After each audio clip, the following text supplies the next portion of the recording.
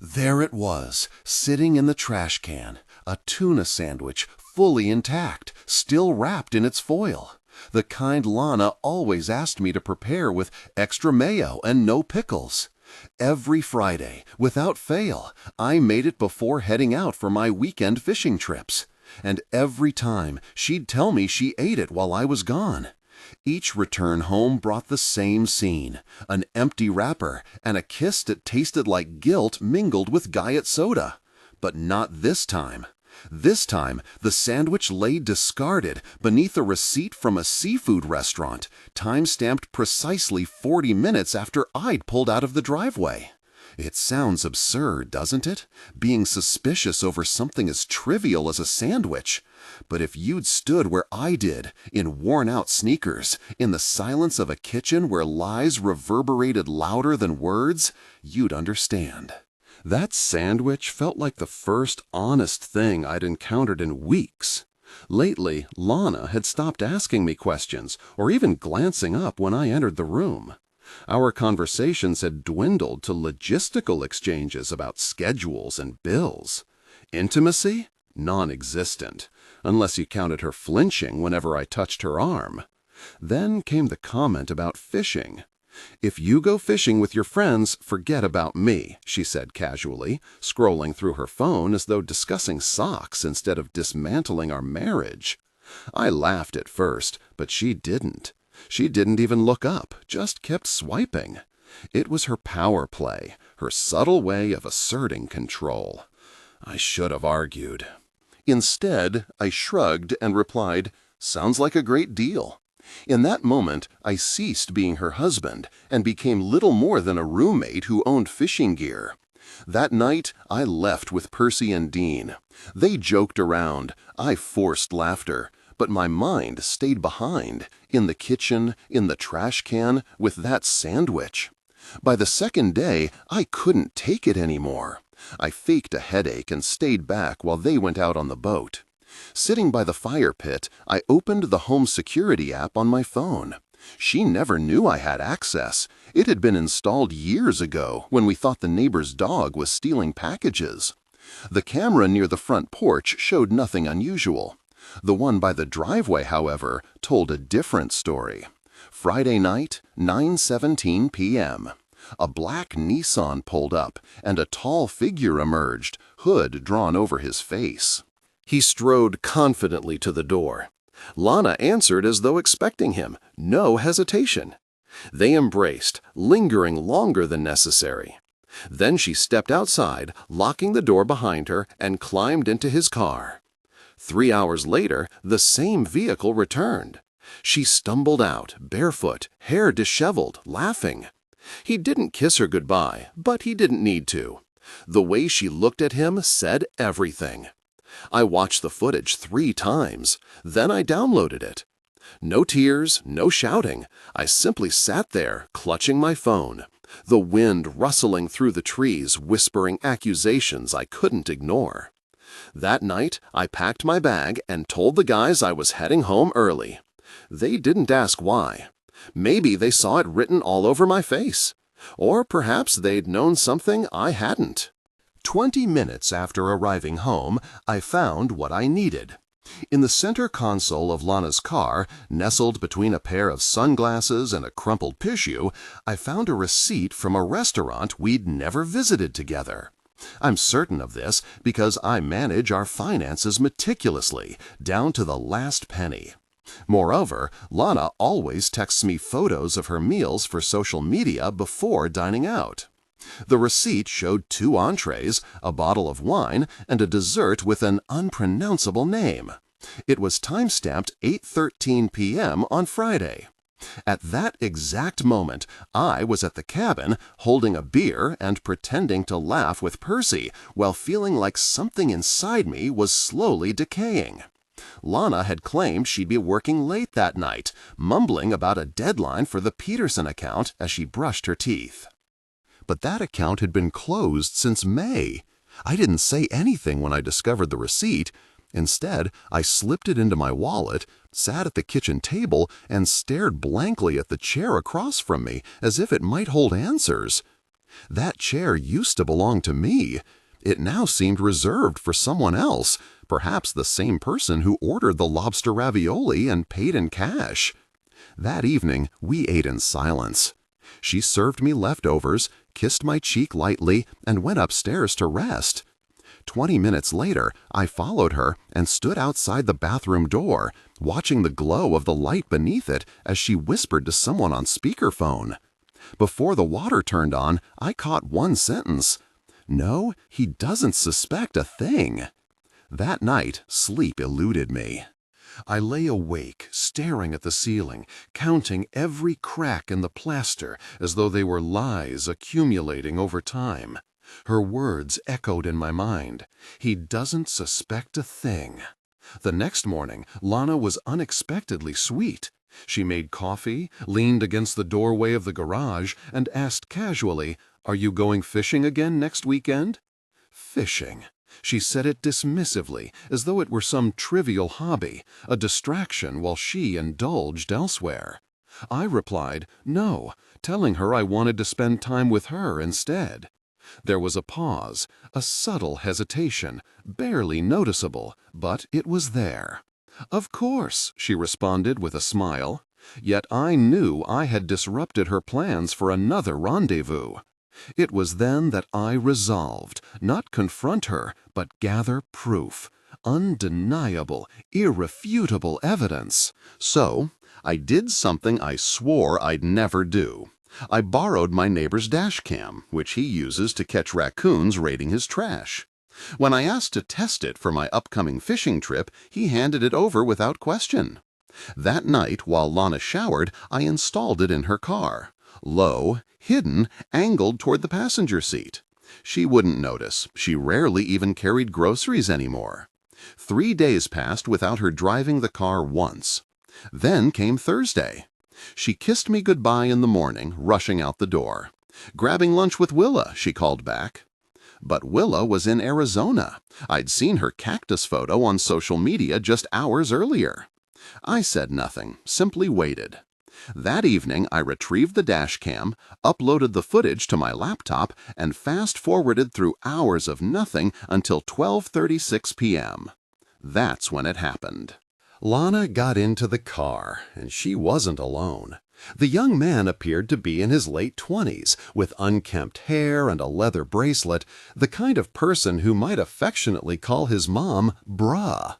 She laughed at something he said, then touched his hand, and soon they were kissing. Right there, in the driver's seat of my car. The same car where we used to share road trip playlists, argue about directions, and where I first confessed my love for her. They drove off, disappearing from view as the footage cut to black.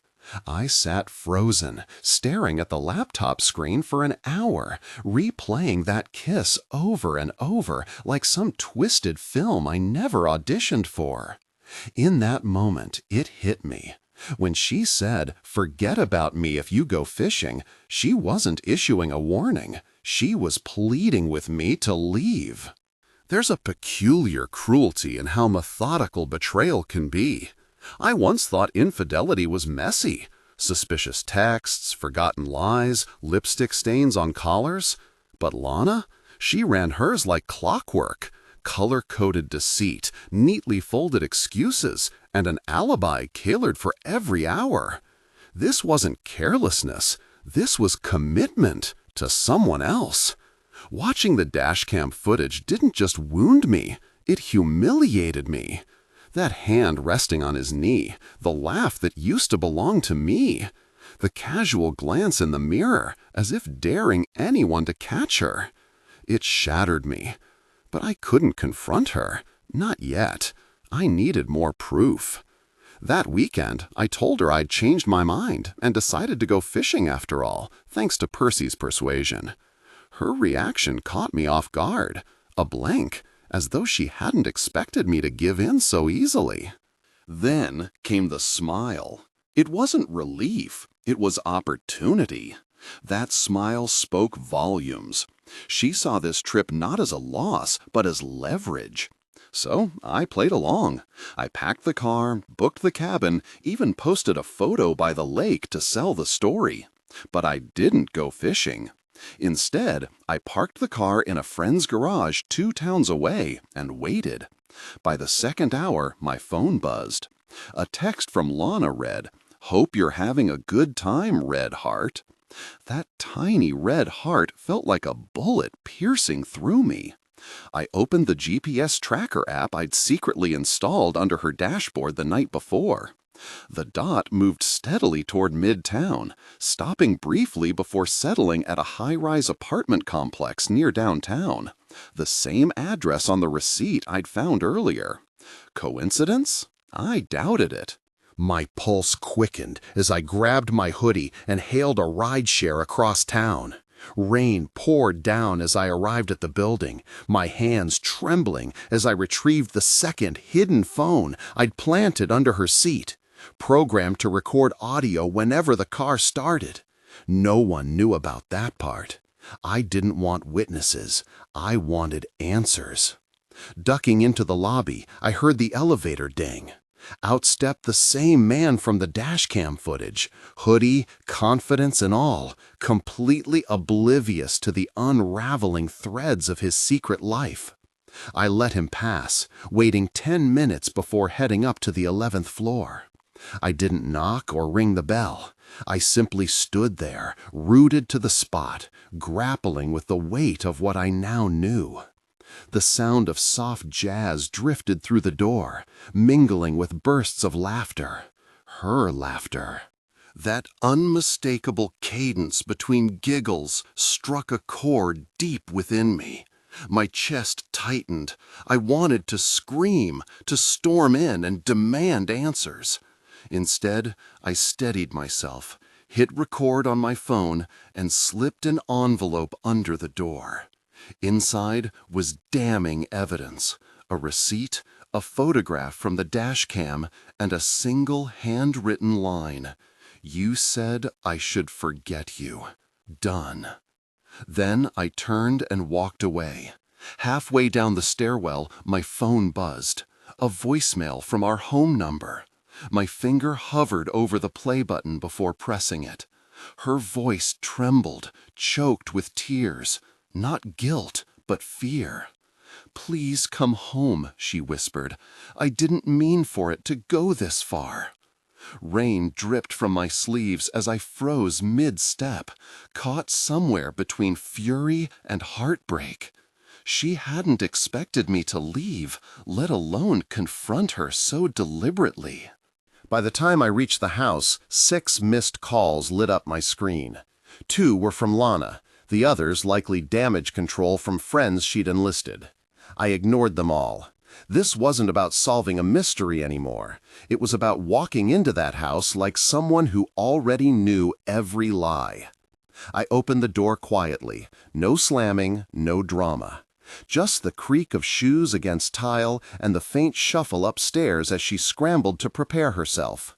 There she stood at the top of the stairs, wrapped in my old college hoodie like it still held meaning.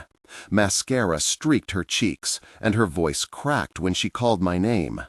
I didn't respond. Instead, I moved past her into the kitchen, grabbed a bottle of water from the fridge, and drank slowly. Every second of silence stretched taut, heavy enough to crush her under its weight. She followed me in, words tumbling out in desperation. "Look, I know what you saw. I know how it looks, but it's not what you think. He's just a friend. He was helping me with a surprise for you." I turned slowly, tilting my head as if genuinely puzzled. "A surprise?" "Yes," she latched on to the word like a lifeline. "A vacation for us? I thought maybe—" Without a word, I pulled a flash drive from my pocket and set it carefully on the counter. "That's not what friends do, Lana," I said evenly, "unless kissing and grabbing thighs in my car is part of some new surprise package." Her mouth opened, then closed again. No words came, only shallow breaths. "Do you want to hear the audio?" I asked, tapping the flash drive. It's all there, their little road trip conversations. You didn't even wait until you were out of the neighborhood. Now the tears came, full-blown sobs that once would have broken me during arguments. But now, nothing. Not anger, not sadness, just an icy void. It was as though I watched a stranger unravel before me.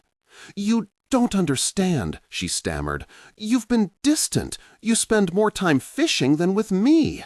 Fishing? That was her defense. 3 weekends a year. That's all it took to justify months of deceit?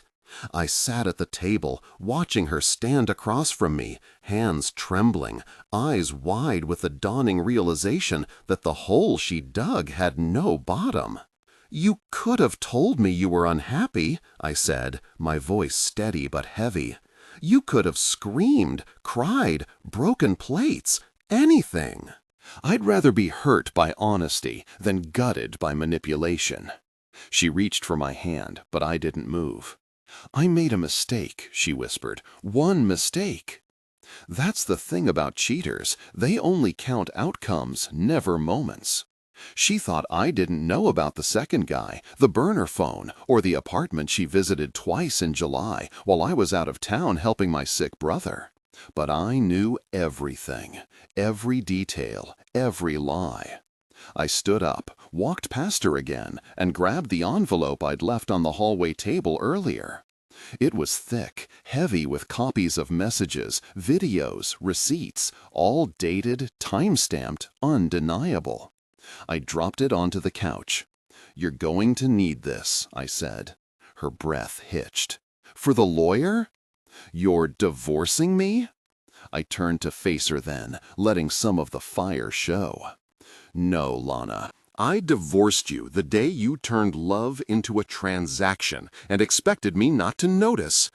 And then I left, not dramatically, not slamming doors, just walked out of the house I paid for, the life I built, and the woman who thought I'd always stay soft. But I wasn't soft anymore. I was done. By Monday morning, the house looked like a crime scene masquerading as a romantic comedy. Candles I hadn't seen since our honeymoon suddenly reappeared on the counter. A bottle of red wine sat unopened by the sink. The couch cushions were rearranged. The framed photo of us at Niagara Falls had migrated from the closet to the living room shelf. Lana was performing, and I was the audience she never expected to walk out during the opening act. I didn't say anything when I walked in. I just placed my bag down, calmly took off my shoes, and sat across from her at the kitchen table. She was already seated, as if she'd been rehearsing this moment for hours.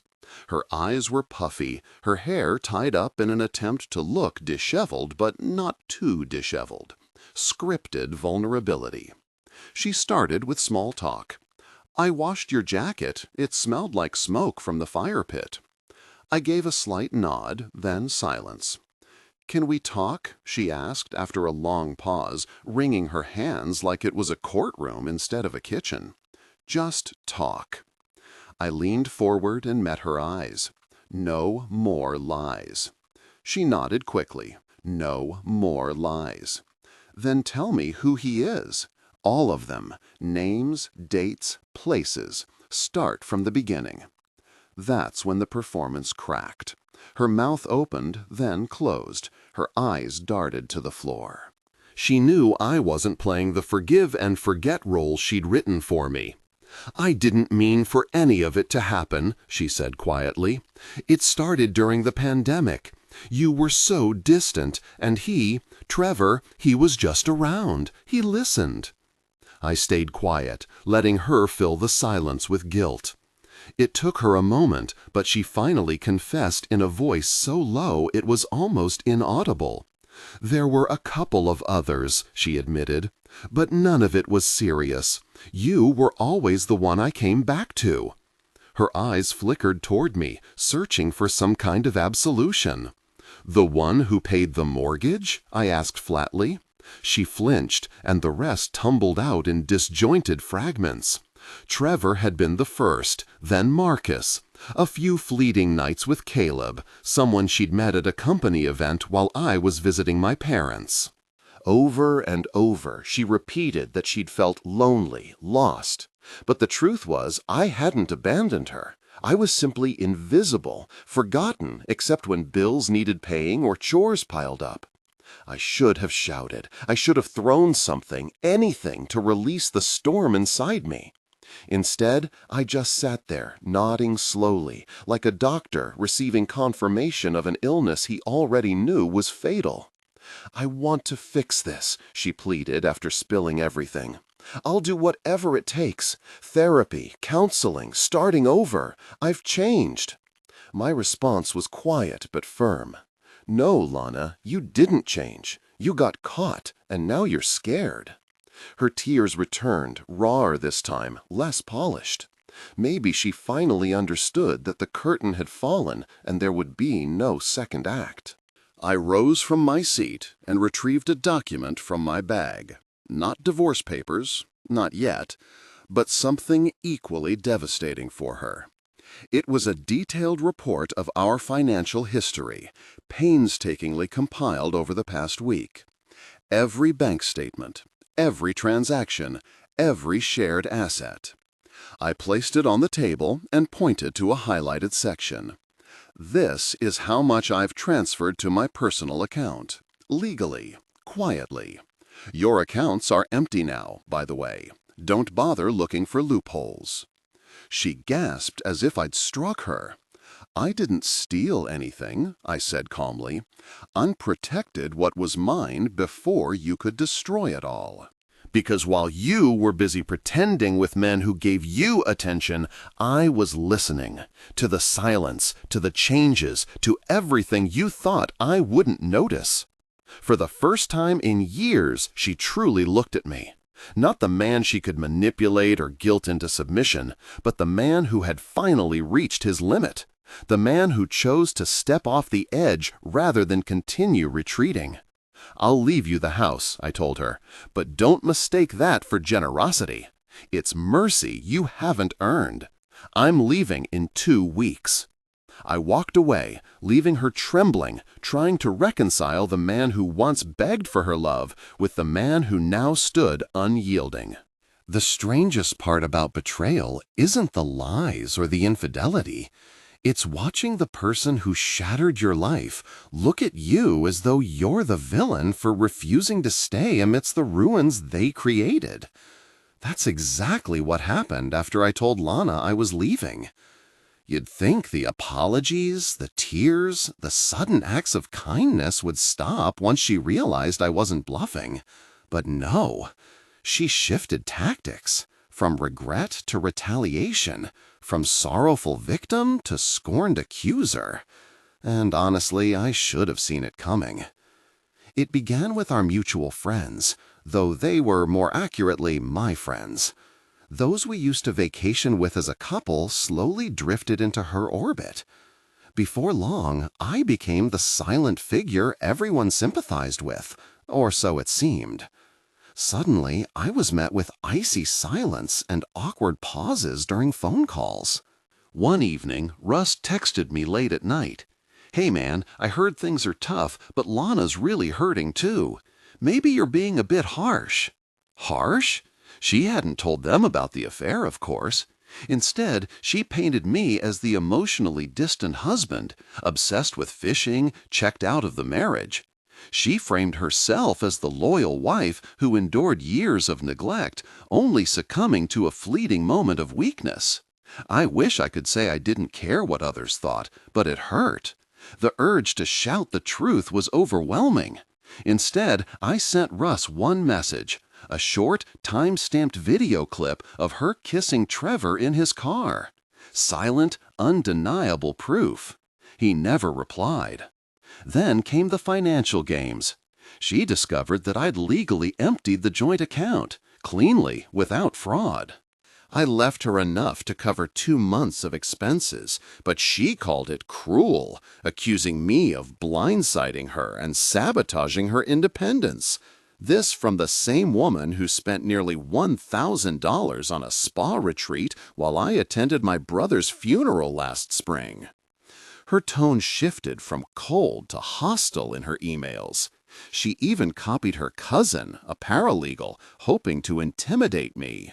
She demanded compensation for the emotional distress caused by my sudden and aggressive financial move. I didn't respond. Instead, I forwarded her the PDF showing all her Venmo transfers to Marcus and Caleb, complete with cutesy emojis, along with dinner receipts. That shut things down quickly. But the most unexpected blow came closer to home. Clara, her mother, had never been particularly fond of me. She thought I was too quiet, too passive. Yet 3 days after the financial fallout, she appeared unannounced at my office. No call, no warning. Standing in the doorway, her gray curls pulled back, she looked like someone ready for battle. "I need 10 minutes," she said firmly. We sat in the break room like colleagues. She placed her bag down, locked eyes with me, and said, "I always knew something was off, but I didn't know this." She'd seen the footage.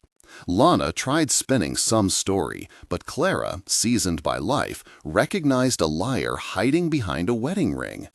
In her own understated way, she offered words I never expected. "You deserved better. You still do." I nearly broke down right there, but I didn't.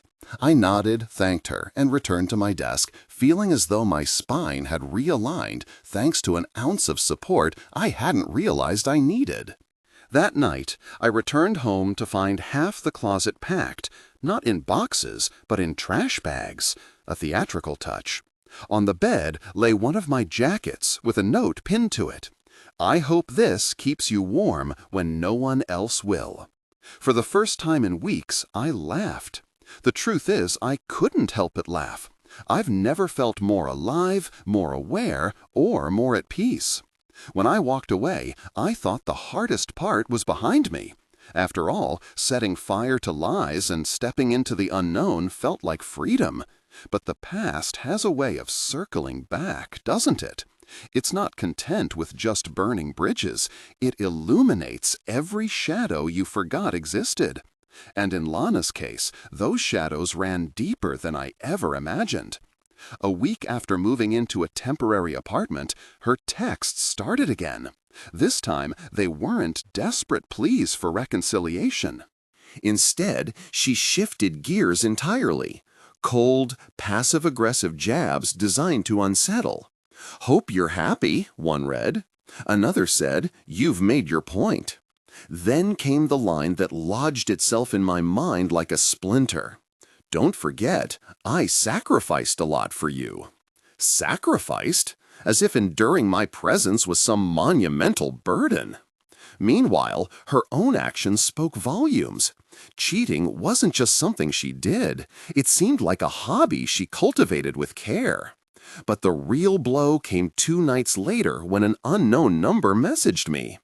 At first, I assumed it was another veiled attack from Lana. That assumption shattered the moment I opened the attachment, a screenshot. It revealed a private group chat Lana had created with 3 of her closest friends. The title alone said it all. Free at last. There, she painted herself as the victim. According to her, I was emotionally abusive, controlling her through finances and spying on her like a madman. One friend, Sharon, who, by the way, once borrowed money from me to fix her car, chimed in with unwavering support. Men like that always play the victim card. "Good for you, babe. You deserve fun."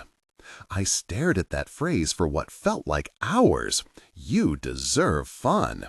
Suddenly, everything clicked. Lana wasn't trying to win me back. No, this was about erasure, rewriting history, casting herself as the long-suffering heroine, and me as the oppressive villain who finally released her. She wanted to rewrite our story completely, to make it hers.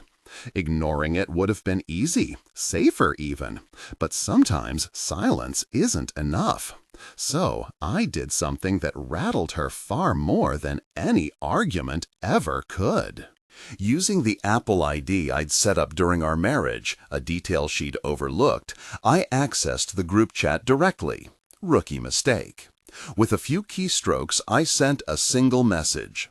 Hi Sharon. Hi Rachel. Hi everyone. Thanks for the support. Just a heads up, I've got the receipts, the footage, and the call logs. If I'm emotionally abusive, then I must be the quietest one in existence. Cheating multiple times sounds fun though. Keep that energy for the courtroom. Within 30 seconds, I was removed from the chat. 10 minutes later, Lana called. I didn't answer. By the next morning, my lawyer contacted me. Apparently, Lana had preemptively filed, not for a standard divorce, but with accusations.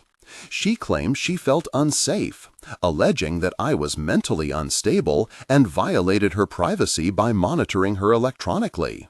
Her strategy was clear: corner me, discredit me, win outright. Except there was one problem. Everything I'd done was above board, legally sound.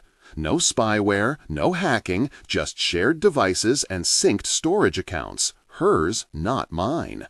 When my lawyer laid it all out before the judge, the tide turned instantly. Reports say Lana's face went ghostly white, as if she'd seen a phantom. For someone so determined to control the narrative, reality hit harder than she expected. Sometimes the truth doesn't need embellishment, it simply needs exposure. And in that moment, Lana learned exactly how powerful and damning exposure can be. The evidence wasn't merely convincing, it was irrefutable. Texts, videos, bank records, all meticulously organized with timelines and context. The judge didn't even allow her to finish her statement. He interrupted with one question. Did you ever ask your husband to dissolve the shared accounts? Her response? A simple, well, no. That was it. She lost the case then and there, not just legally, but publicly. Later that day, an email arrived. No greeting, no signature. Just 2 words. You win. But here's the truth. I didn't feel like a winner. There's no triumph in watching someone you once loved transform into a stranger fueled by resentment. There's no satisfaction in proving betrayal when all you ever craved was loyalty. Revenge wasn't my goal, peace was. And as strange as it sounds, peace felt quieter than I expected. Not the silence of tension, but the stillness of clarity. For the first time, the noise in my head had quieted, replaced by the sound of my own thoughts untangled from someone else's lies. That's where I found myself after the final hearing. Lana didn't show up. Her lawyer handled everything. Just like that, the marriage that had been limping along for years finally ended with a stamp and a sigh. I drove home that day, not to the old house or the rental, but to a small cabin near Twin Hollow Lake. It wasn't luxurious. It smelled faintly of cedar and aged firewood, but it was mine. Every board, every window, every key on the ring belonged solely to me.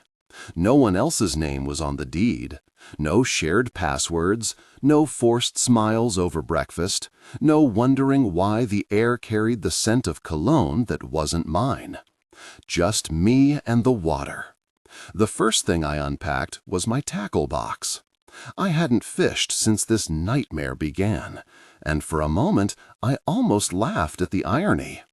A fishing trip had started this whole mess. Lana's infamous ultimatum echoed in my mind. If you go fishing with your friends, forget about me. And I did, but not because she told me to, because somewhere along the way I forgot myself. Standing on the dock that evening, I cast my line and watched the sun dip behind the trees. It wasn't about catching fish. It was about finding stillness in a world that had spun too fast, too loud, and too cruel for far too long. A notification buzzed on my phone, a photo from Percy. He and Dean were holding up two massive bass, grinning like kids. His message read, "Next trip, you're coming. No excuses, no ex-wives." I smiled, not bitterly, but genuinely, because despite everything, I had people who never left, people who showed up without needing explanations or lies.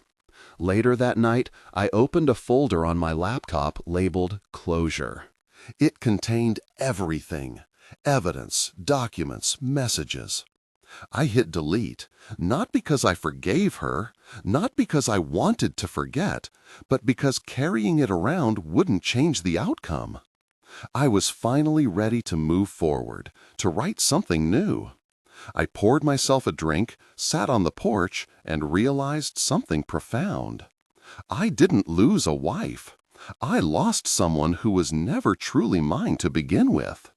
And in return, I gained something infinitely more valuable: myself. Your turn now. Which moment from this story resonated with you the most? Was it the sandwich, the dashcam footage, or the unexpected courtroom twist? Leave a comment and share your thoughts on what you would have done in that situation. If you've ever faced a time when walking away was the bravest choice you made, we'd love to hear about it. You're watching a place where stories bring pain, healing, and powerful realizations. Thank you for sticking with me through all 8 parts of this journey. Until next time, take care.